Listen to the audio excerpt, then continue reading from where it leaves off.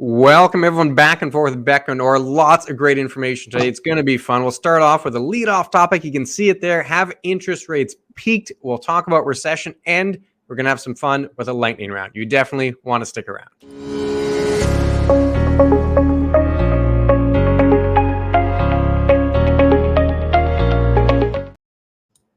Yes, the first back and forth of the year, and we are really looking forward to everything that we've got for this. So if you want to find out more, we're dealing with interest rates, we're dealing with recession, and we're dealing with a lot of questions that are going to be popular to you. If you want to see this video, any of our Financial 15s or anything else, please go to our YouTube channel and subscribe. Lots of great content. We cover a variety of topics. You'll have every minute of it. Also, like us on Facebook, and most importantly, please go to our website at beckerorr.com. There is great stuff there, blogs, events, everything else you need. But today on Back and Forth, we are going to start off with interest rates. What are we talking about when we're talking about interest rates, Clint? Most popular topic.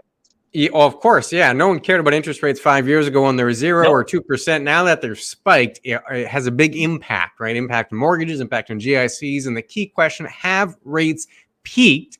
And I'm going to say we're really close to a peak. I think we're there. We'll debate it a bit here, but let me pull up a bit of data. And I did this chart, but full credit to Warren Pye's of 314 Research. That's kind of the initial concept, and I created the chart off of that. But the idea here is that the central bank, this is U.S. data, so central bank is the Federal Reserve. They control the Fed funds rate, the blue line, the 2-year Treasury yield. That's what investors can buy and sell in the bond market. That's the green line. When the blue goes above green, central bank raises it above the 2-year bond yield. You can see the red circles there. Every time it's happened in the past, the yields have dropped. Rates have come down. And lo and behold, what just happened earlier in January is that exact thing. So it leads us to think every time this happened in the past, a year later, yields have been lower. It doesn't mean the peak is immediate, but it means the peak is very much on the horizon. So I think we're there. We're peaking. Is it the peak? I don't know, but I think we're peaking when it comes to rates. Yeah, exactly. I mean, you counter that with a lot of the other stuff that's gone on. I mean, we've had something that everybody talks about. You go back to the 80s and, you're at 14%. Next thing you know, you're at 20% on interest rates. Yes, it's a bigger percentage gain, but on an overall percentage, that's 50%. What we've done is a 400% increase. It is the fastest rate raising we have ever had. So overdoing it is always the fear that you have to worry about. And I think we're at that point now where everybody's seeing that 6 months worth of inflation coming down. You're seeing things getting better. So again, all those things play exactly into what you said with the 2-year rate. And we're going to start to see that sooner or later, this inverted yield curve as it starts to flatten out or go back to where it should be. You're right. I think we're closer to that peak frame, whether that's 1, 2, 3 more. But I think that we're done with the 75 and 100 basis point increases going forward. Yeah, you can see little incremental rises. But if you go back to that chart for a second, the central bank controls the blue line. Essentially, the market investors control the green line. So usually when one goes above the other, that's when the market says, hey, you've gone too far. And now the central bank rate is above the one controlled by the market, which is the 2-year yield. And that's really where we are. And you hit the reasons, right? Inflation, the data's coming in where it's a steady trend now. Inflation is getting lower. Nowhere near where the target of 2%, but certainly much lower than it was, this time last year. We're seeing the trend of lower and lower inflation. So how high do they have to raise rates? That doesn't mean rates drop immediately back to where they were, but they could stop going up and pause for a while and then see a little decrease. But kind of a zone where they're higher for longer, I think, is realistic. But maybe they just stop the rapid incline. That's probably what's on the horizon. I agree. I think it's the easiest way that we're going to look at it from there. But other than interest rates, the other topic that's been very much in everybody's mind is recession. Now, for lack of a better description, this has got to be the most anticipated recession that we could be getting ever, because they've been talking about this for the last year. Hasn't happened yet, but there is options that will it come, won't it come? There's data to support both ways, isn't there? And that's really because we're in a weird spot, and we've been in a weird spot for the last 3 years because of the pandemic, the lockdown, all the stimulus measures. Like, there really is no proper analog or comparison for this time in history because it hasn't happened before. So we're in a weird spot. But I'll go back to this chart quickly. You can see the gray bars there. Those are recessions. So those little red circles tend to come before recession. So this would be a data point saying, hey, when you get the crossover and the yields stop going up, normally it means you're in a recession or one's coming. But the other side of the coin is we have relentless labor market. Wages have started to come in. Real incomes are still increasing. So you still have lots of positives there that are kind of counteracting the rates and inflation and the negatives we've been dealing with for the last little while. Yeah, and I mean, none of that has been a reality, right? Beforehand, we've never had it. Usually you get interest rates going up. You have the market coming down. Maybe people are going back into the bond side of things. But you mentioned the key one that I think has been a hit is that you always have that massive unemployment. You go from sort of numbers where 300, 400,000 people in the US are claiming on a monthly basis unemployment. The last unemployment report they had, 180,000 people. They're nowhere near what recession would be on that scenario. And you've got jobs in Canada that aren't filled. So all of a sudden it's, well, maybe you get laid off from Amazon, but you've got a whole bunch of jobs that you can fill yourself with. So again, whether that leads us to recession or not is a key element. But there's other things like real income, right? Yeah, and I'm going to pull this up here. This is from RenMac, Renaissance Macro Research. It's Twitter. They're part of their tweet.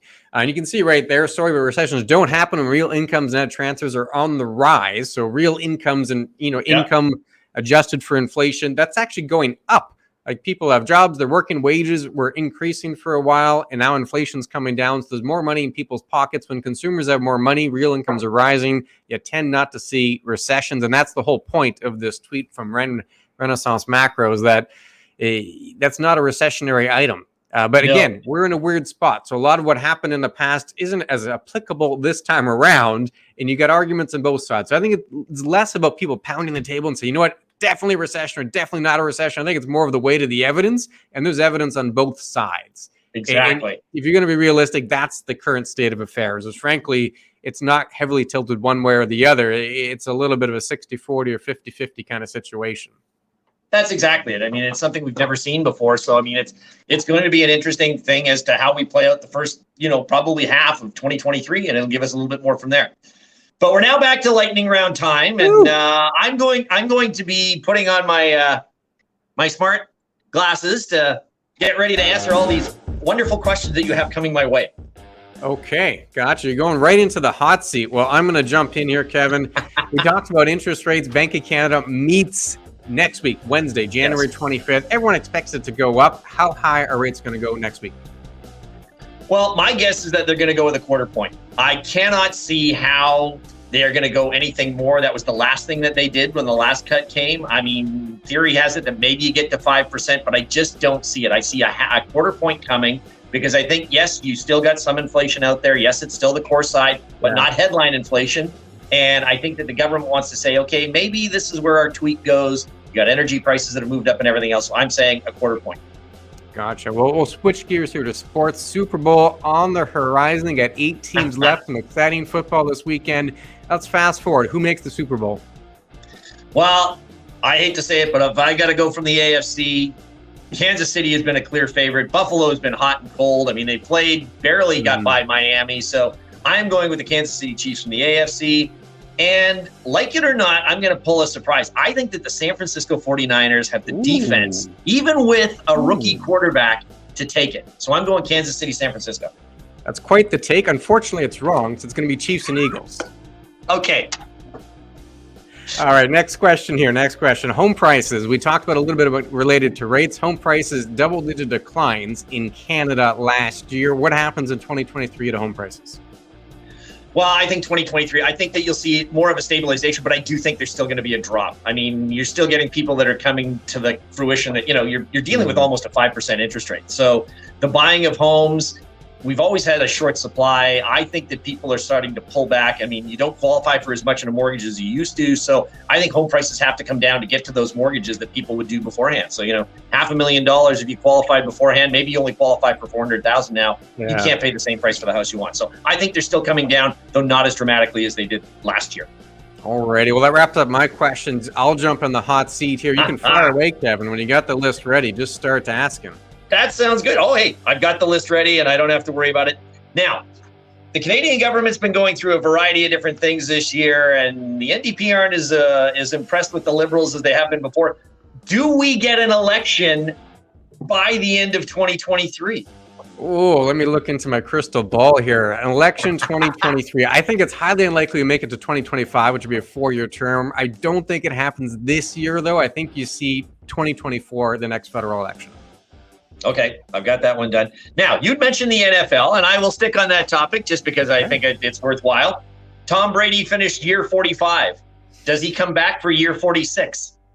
Oh, I don't think he knows how to stop. I think he is going to come back for year 46. Every year we have this debate, at least for the last 5-6 years. Every year he finds a way to come back And of course, someone pays him a boatload of money to keep playing football well into his 40s. So I think he's got at least one more year.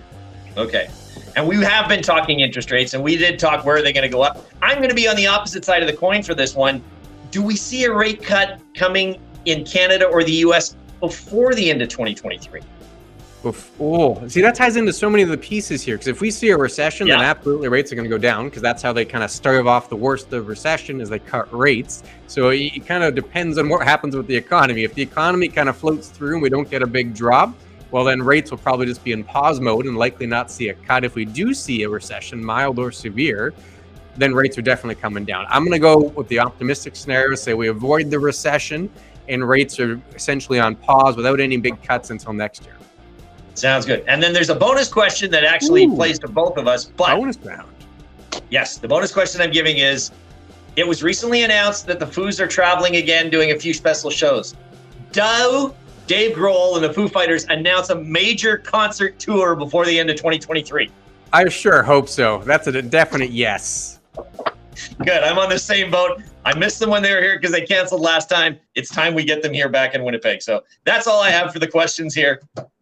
Time for something else. Yeah, and if you have questions on any topics, whether it's Foo Fighters or related to the markets, let us know. Chatwithclintonkevin.com. We'll visit the site, fill in the form. We'd certainly love to hear from you. Any parting comments for the folks, Kevin? No, we've done it. I'm done. I'm spent for the day. Take care.